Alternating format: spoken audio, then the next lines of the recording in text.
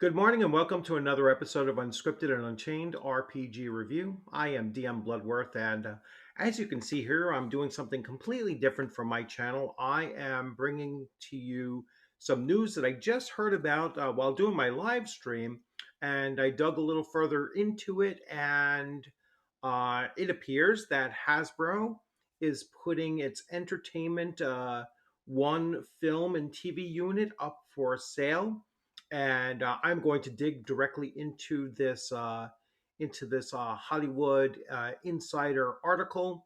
But you can find it on a variety of you know big big news distributors. So let's dig into this article, and we can see you know what this entails and how it might impact the upcoming movie, and also how it might impact the direction of Wizards of the Coast going forward, and subsequently the OSR in general, as possibly a byproduct of where Hasbro and Wizards of the Coast are moving forward with their design vision. So, without further ado, the let's jump right into the article itself. So here we have the article, and I hope that you can see it a little bit larger. And I don't have the ability um, to expand this view. So it's from Hollywood Reporter. In case I said Insider, I meant the Hollywood Reporter. And this just came out a few hours ago. So here we go. So Hasbro puts Entertainment One film TV unit up for sale, and the key takeaway is exploring a formal auction comes as the toy giant says E1 is no longer supporting the branded entertainment strategy that they're looking to pursue. So let's get down right into it. We can also listen to this article. Um, so I might run through that as well and do it that way. So the toy giant Hasbro is set to put Entertainment One up for a possible sale as it explores interests fielded in the film and TV productions and distribution unit.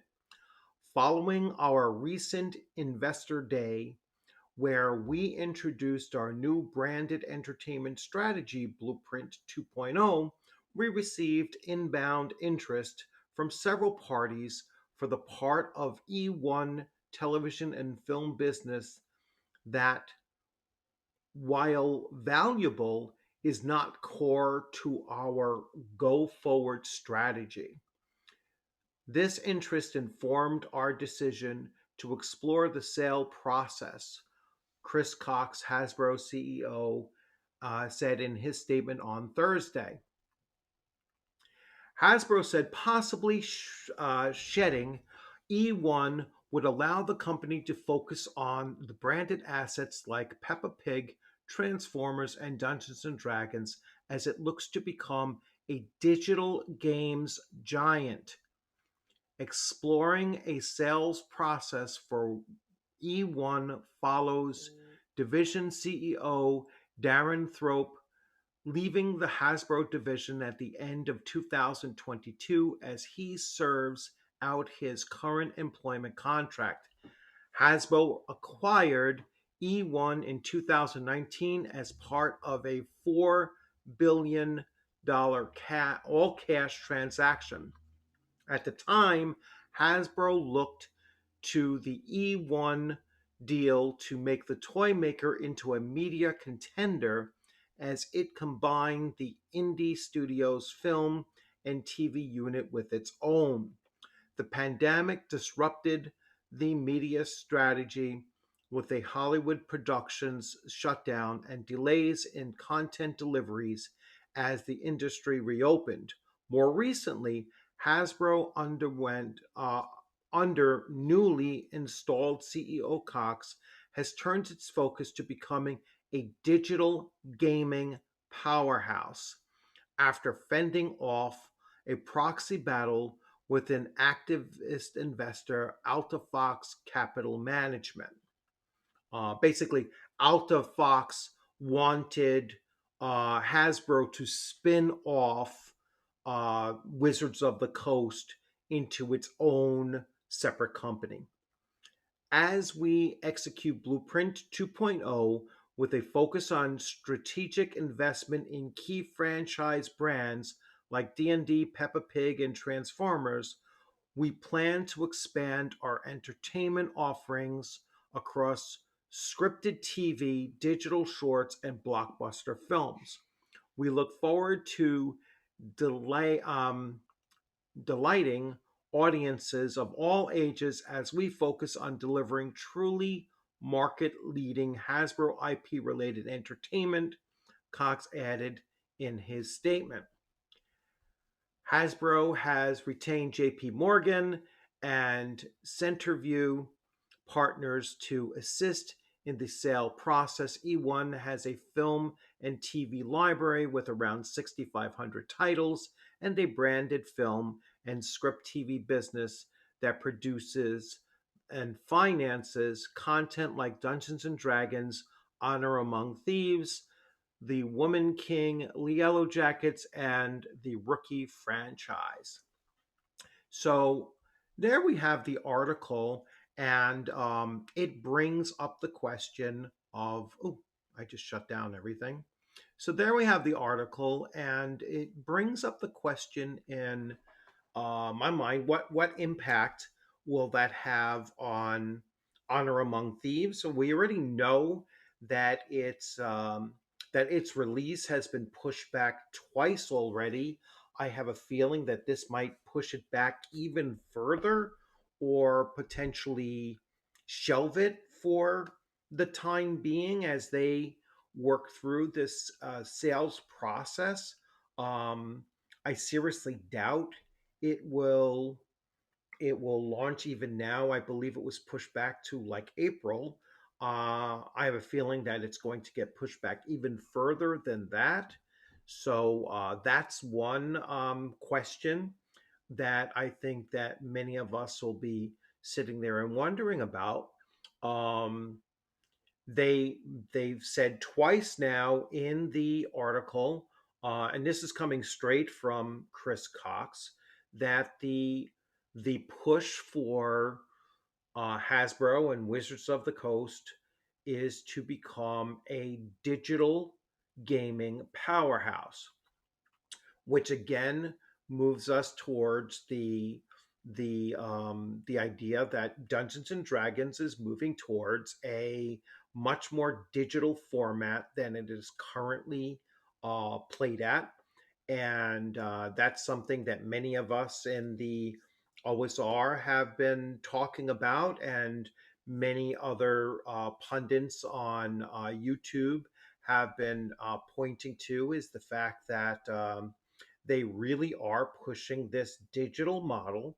Um, when they have spoken about having 50 million users, that is not a slip of the tongue or anything like that. It's not the misuse of a term.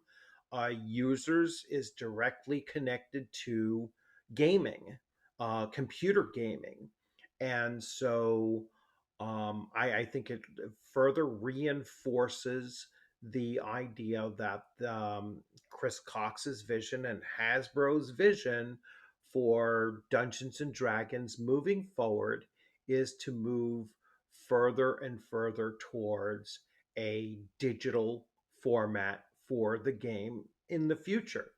Um, this, for many of us who are still, using physical copies of role playing games, um, is not really going to impact us, since physical collections of books will always be out there. The question will be, will many of the players who are fairly new to the hobby, will they migrate to this digital only format? and and that's how they'll engage in Dungeons and Dragons going forward.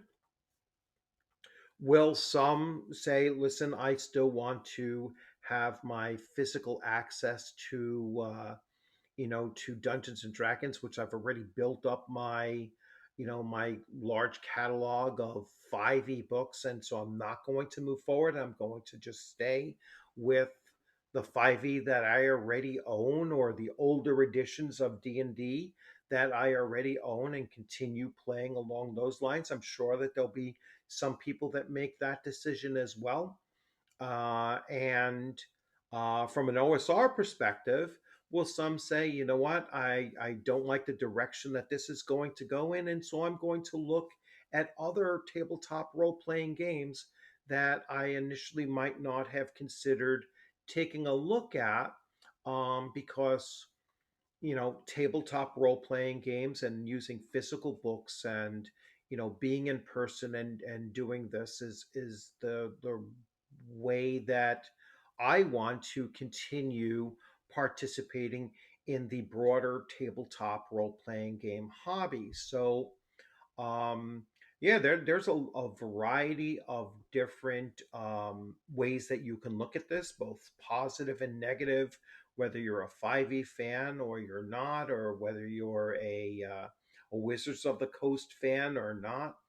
Um, but I think that it's pretty clear that the focus of Hasbro going forward with Dungeons and Dragons is a digital focus, and repeated news story after news story over these last couple of weeks keep on showing that obvious trend. So um, again, it's something that's widely speculative. I know at this point this is my humble opinion, and this is what I see, but it keeps on getting reinforced more and more. Does this really affect my gaming? Not really, because I use physical assets. um, and Does this mean that I won't play Dungeons and Dragons if it's a full blown digital computer game? No, I'll probably certainly give it a shot. I mean, I played, I backed and played Sword Coast Legends online and enjoyed it. I've played around a little bit again lately with Dungeons and Dragons online, which is based on the third edition of the game. Um, I'm a gamer, so I will play computer games. I will play tabletop role playing games. I will play physical copies or digital copies, or play on play on either Foundry or Roll 20 and engage in that. I will play virtually, and now that things are starting to open up, I'm going to gaming conventions and playing in person as well. So I don't see it as necessarily a bad step to see that the hobby, and at least the way that Hasbro is looking at it, that they're looking to go into a digital, and possibly even further down the road, a strictly digital model. Um, with supply chain issues and the cost of global distribution of physical copies and such, it just doesn't make as much sense to continue to um, look to see that tabletop role playing isn't going to graduate to, or gravitate to, however you want to look at it, to a digital form. Um, I think it is the wave of the future, and at some point, even further down the future, we might be playing, virtual reality Dungeons and Dragons, and there won't be any physical aspects, of the game as we're playing. But in the meantime, I think that the news is interesting. Might be worrisome for some. Might be a positive for others. that are looking for a more digital format. You know, some people are going to like the fact that it's moving to more digital, while others will say, I'm not, moving forward with it to, a digital format, and I'm going to either stick with the 5e that I'm playing now, or I'm going to, expand out and play other either older editions or go to other OSR and independent tabletop role playing games to engage in the hobby that way. So, uh, just my take again. I hope you like this video, and I know this is very impromptu. I just came out of a live stream, was just made aware of it, went to find an article that was dealing with it, and I wanted to put it out there. I've never done news stories like this before, but it's something that's been very related to some of the discussions and arguments that I've been having about the hobby in general and Dungeons and Dragons and specifically over these last couple of weeks and months. And so I just wanted to get ahead of this story and put it out there. So, again, thanks for joining. I hope you like this video. And if you haven't subscribed, please consider subscribing. If you have any questions or comments, please leave them in the comments section. And you all have a great rest of your day. Take care.